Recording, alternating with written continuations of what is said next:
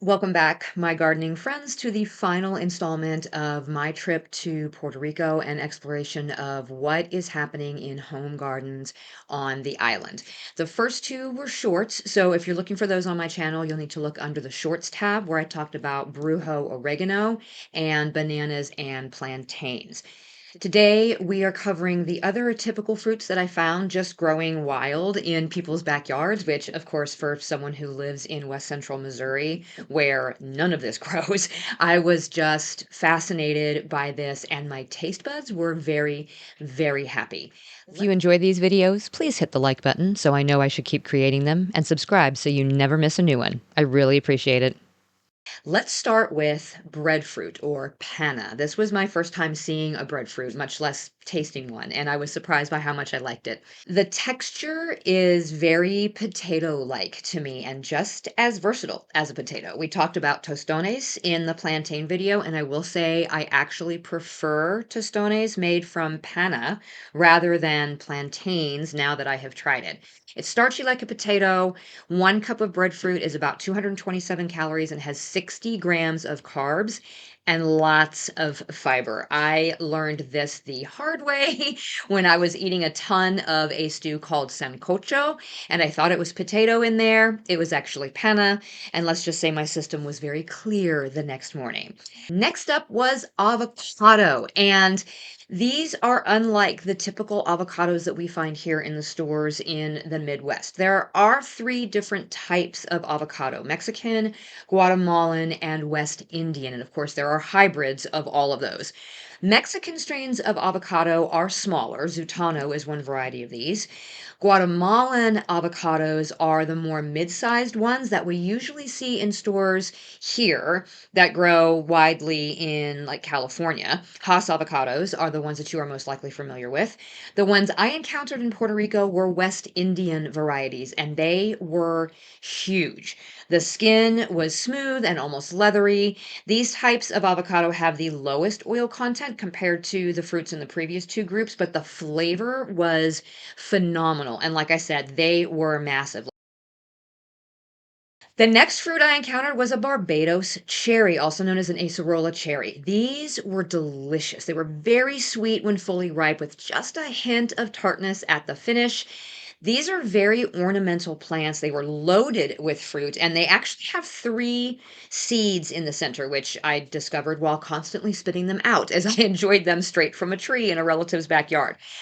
I am enamored with this plant, but it is a tropical plant, so I wouldn't be able to grow it here. But it has naturalized as far north as Texas and can be cultivated in USDA hardiness zones 9B through 11. So if you want a different type of a cherry, then this may be the one for you. Another new one for me was starfruit or carambola, and I wish I had been able to enjoy more of these because they were very tasty. They're slightly crunchy, like a firm melon, kind of like a honeydew, but sweet with a slightly tart finish. Of course, when you slice them, they are star-shaped, hence the name.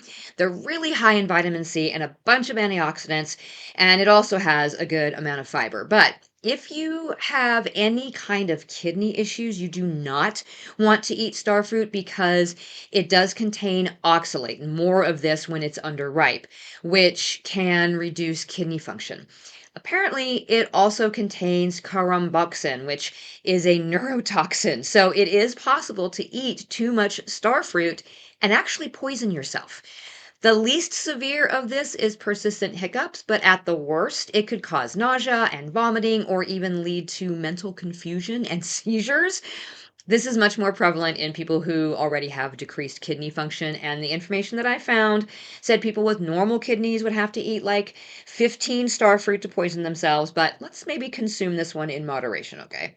The next one was not new to me, but was definitely the sweetest specimen I had ever tasted, and that was pineapple, a mini pineapple specifically. It wasn't quite personal sized, but it may as well have been because I would have eaten that entire thing myself if I didn't need to share it with my husband.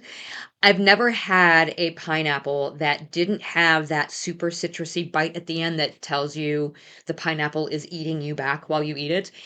I don't know what variety it was, but I will say when we got home, my husband brought home a pineapple from the grocery store, and I just couldn't eat much of it because it wasn't the same. I have now been ruined on fresh pineapple. I may need to actually move somewhere tropical.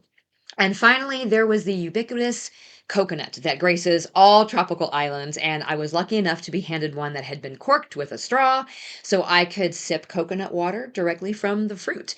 That was amazing. But if you're not a fan of coconut water in its pure form, you might not enjoy this. Coconut water isn't really naturally sweet, it's literally coconut flavored water. I enjoy this, but my husband does not. But it was fun to sit at the table with my laptop for a little while with a coconut sitting next to me to just sip on while I worked. Of course, coconut water is revered for its ability to hydrate because it contains all kinds of essential electrolytes like potassium and sodium and magnesium. This is different from coconut milk, which is actually taking the white meat of the coconut and mixing it with hot water and then straining it out, which is great for some cooking and drink recipes, but it also is higher in fat and calories than the water. I will say something that I found very interesting was the lack of vegetable gardens that I found on the island. I literally did not see a single vegetable garden in any of the yards that we passed. Now, maybe I just wasn't in the areas where that's likely to happen. I was mostly along the coast and not really far into the interior of the island. But in an area with weather that would be a perfect place to grow a wide variety of vegetables all year long, I was really surprised by this absence of dedicated vegetable gardens. But I guess when you have the abundance of tropical fruits available to you with very little effort involved, you don't really find the need to cultivate things that may take a little bit more time and effort. I hope you enjoyed this series, especially if you have not had the opportunity to visit a tropical location and see some of these things yourself. I was super grateful to be able to spend the time that I did in Puerto Rico, and I really hope to get back out there again to explore a little bit more of the interior of the island someday soon. See you next time. For more information about today's topic and to find all the ways you can get in touch with me or support the show, go to justgrowsomethingpodcast.com.